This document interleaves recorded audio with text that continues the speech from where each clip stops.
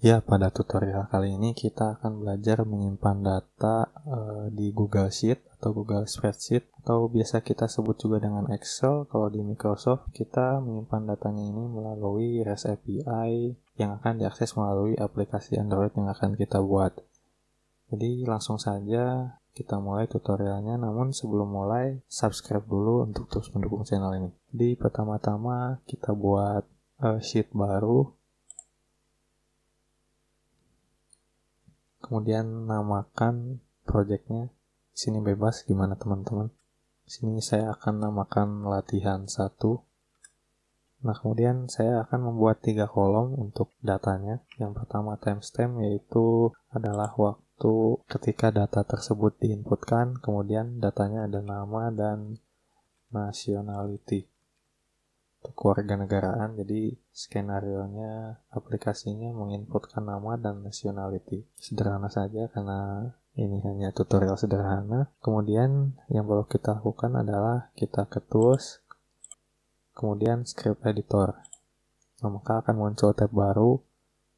Nah, jika app script ini tidak muncul, teman-teman bisa logout dulu semua akun Google-nya, kemudian login hanya pada satu akun Google. Maka mudah-mudahan di sininya tidak error, karena kejadiannya di Google Spreadsheet-nya teman-teman misalnya pakai akun B, ketika diklik jadi pindah ke akun A. Nah, jadi akun A ini nggak bisa ngakses Google Spreadsheet akun B. Jadi makanya direkomendasikan loginnya hanya satu akun. Nah, di sini akan muncul kode editor seperti ini ya. Kita edit juga nama projectnya. Di sini saya akan namakan latihan 1 juga. Nah, untuk function, karena kita hanya akan melakukan post, kita ganti my function dengan do post. Nah, do post ini adalah function default untuk kita mempost sesuatu di app script ini. Jadi yang pertama, kita akan simpan ID dari Google Spreadsheet-nya kepada variabel. Jadi kita tulis sini var ID sama dengan, jangan ID, sheet ID tanda kutip, titik koma. Nah, kita copy ID-nya. ID-nya adalah setelah slash D ini sampai sebelum edit. Nah, kita copy, kemudian kita paste di sini. Nah, kemudian sheet ID ini kita akan masukkan ke spreadsheet app-nya. Kita akan tampung dalam variabel ID.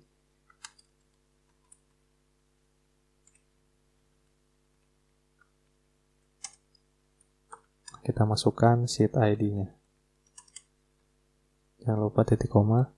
Kemudian kita akan buat 3 variabel untuk kolom ini. Ada timestamp, nama, dan nationality. Yang pertama timestamp. Itu kita panggil utilities. Kemudian from date.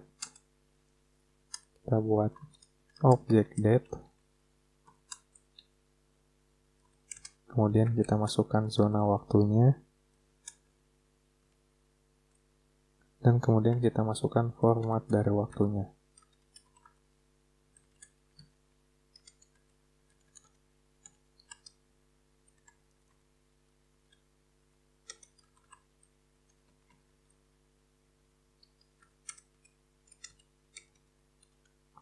Dan untuk nama kita panggil dari, di do post ini ada parameter E, dan kita akan panggil parameter nama. Nah, jadi ini nanti untuk di API-nya itu dengan parameter namanya. Kemudian nationality dengan e.parameter nationality titik koma. Kemudian kita append row-nya. Kita panggil spreadsheet app-nya dalam variabel id dot append row. Kemudian kita masukkan di dalamnya data-datanya, yaitu timestamp, kemudian nama, kemudian nationality. Jangan lupa titik koma. Kemudian kita buat JSON object untuk responnya.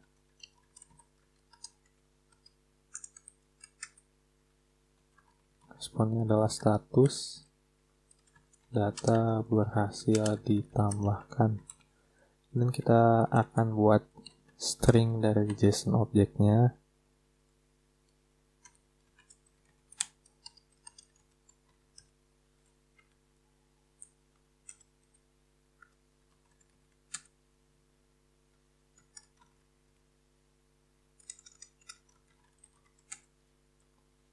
Kemudian kita buat variabel untuk JSON outputnya.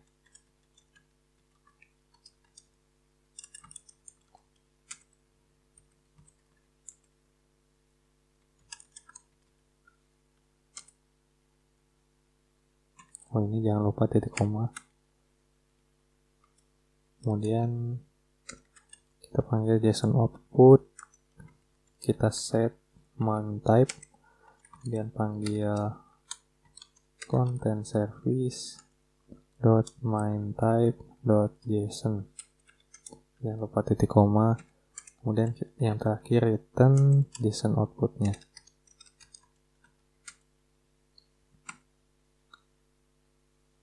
Kemudian kita save ya, dengan cara Ctrl S.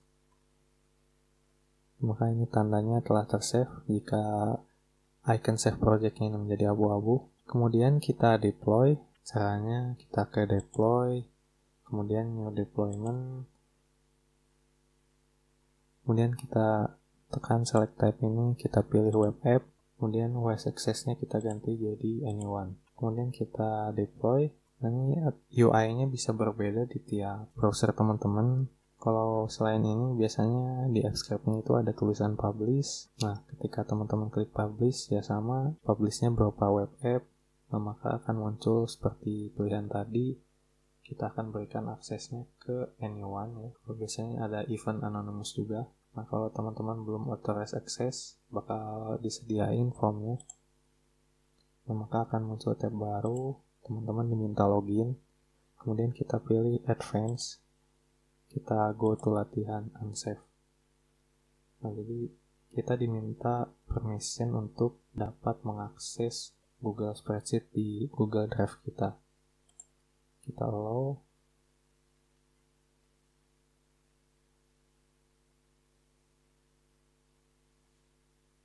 Nah, kemudian kita dapat URL-nya. Kita copy. Lalu teman-teman simpan di Notepad. Atau di mana, yang penting simpan, kemudian down. Nah, maka apps kita sudah bisa dipakai sebagai REST API. Dan di sini saya akan tes menggunakan Postman. Sini saya akan copy URL-nya, kemudian kita akan isi field-nya. Di sini saya sudah isi, ada nama. Oh ya, tadi bukan kewarganegaraan, tapi nationality. Kemudian saya akan send. Nah, statusnya data berhasil ditambahkan sesuai dengan yang ada pada AppScript ini. Nah, kemudian kita akan langsung saja coba di aplikasi Android. Pertama-tama kita buka Android Studio, kemudian buat projectnya. Di sini saya sudah buat. Kemudian kita perlu mengimpor library, yaitu ada Lifecycle Extension dan Retrofit.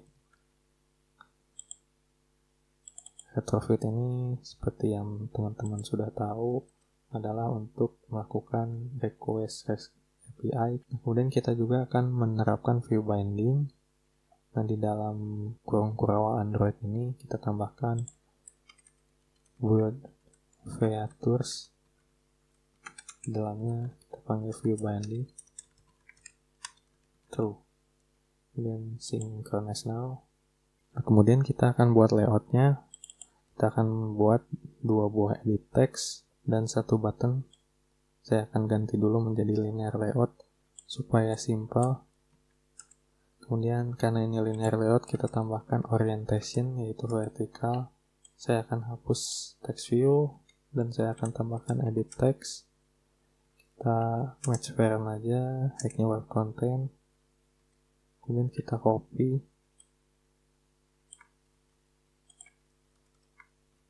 Kemudian tambahkan ID. Yang pertama saya akan namakan ID-nya et nama. Kemudian untuk yang kedua ini et nationality. Saya akan tambahkan hint juga, hint nama,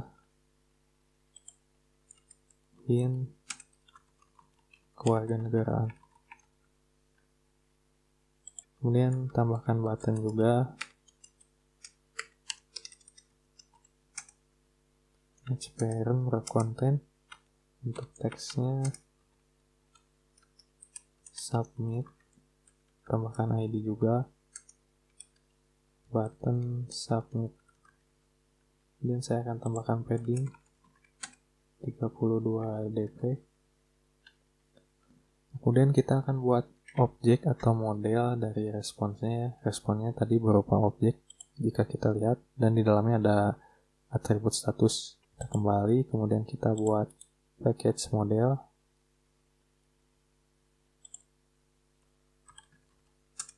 Kemudian di dalamnya kita buat Kotlin class, yaitu post_response.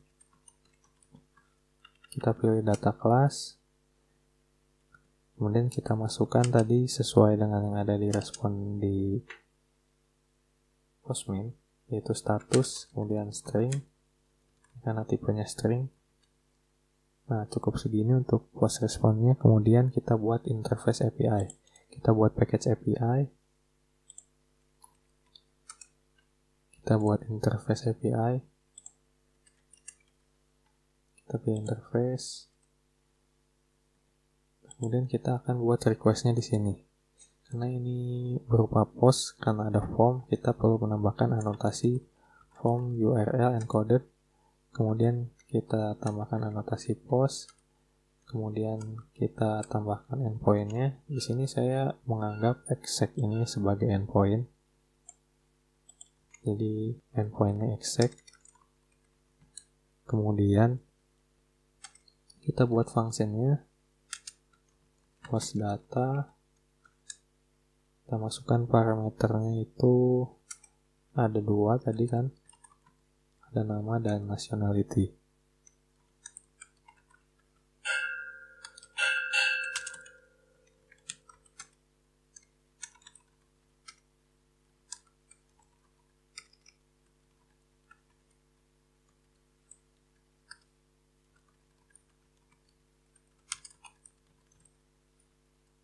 Kemudian function ini memiliki nilai balik yaitu call. Kita pilih yang retrofit dengan tipenya post_response. Kemudian kita buat retrofit client-nya. Kita klik kanan, new, retrofit client. Oh ya, ininya kita ganti menjadi objek. Kemudian di dalamnya kita buat variabel untuk menampung dari base URL.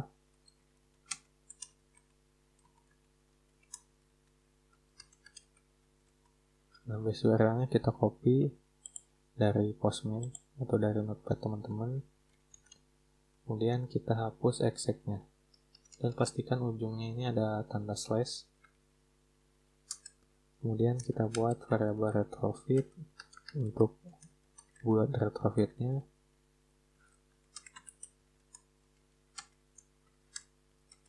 Kita tambahkan base URL, kemudian converter,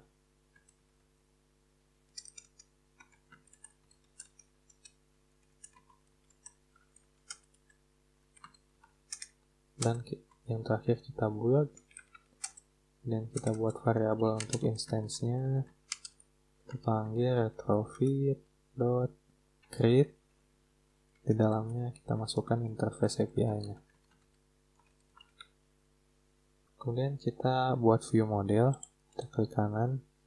Bagusnya di sini kita buat package UI. Dan kita pindahkan main activity ini ke dalam UI. Kita refactor. Maka main activity ini udah di dalam UI jika kita lihat package-nya. Kemudian kita akan buat view model. Main view model. Ini akan mengimplement terhadap kelas view model. Kemudian saya akan buat variabel status yang bertipe live data untuk ya untuk menyimpan status dari hasil request. Statusnya string ya. Kemudian tambahkan kurung tutup. Kemudian kita buat function post data, kita masukkan parameternya, ada nama, string, dan nationality.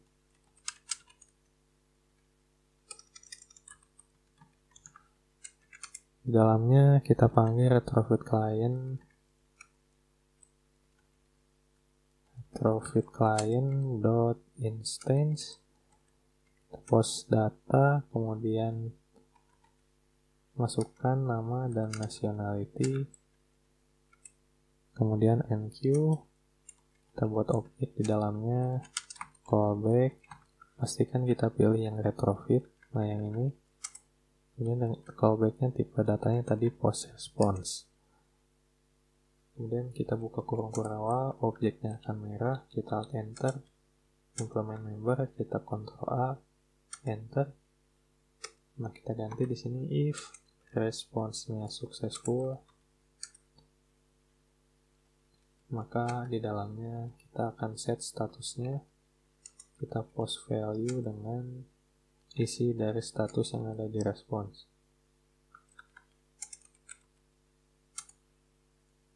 Kemudian untuk failure-nya kita akan buat log.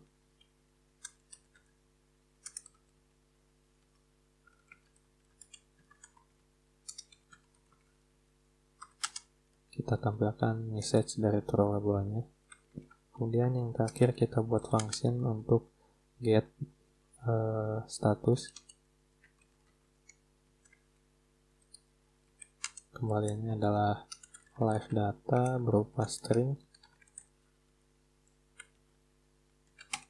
dan kita di dalamnya akan mereturn live data status tadi. Kemudian kita ke main activity, kita akan convert dulu menjadi support live binding. Kita deklarasikan private let init var binding activity main binding, kemudian kita akan deklarasikan juga view modelnya. Kita set binding sama dengan activity main binding inflate layout inflater, kemudian set content view-nya kita ganti menjadi binding root. Kemudian kita instansiasi view modelnya.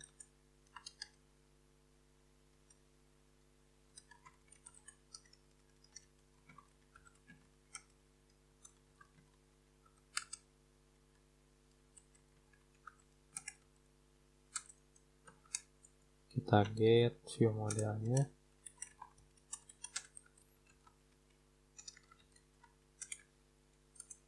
Kemudian kita akan set on click listener pada button submit.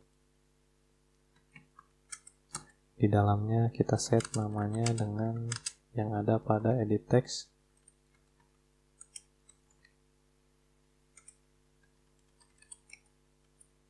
Kemudian nationality juga.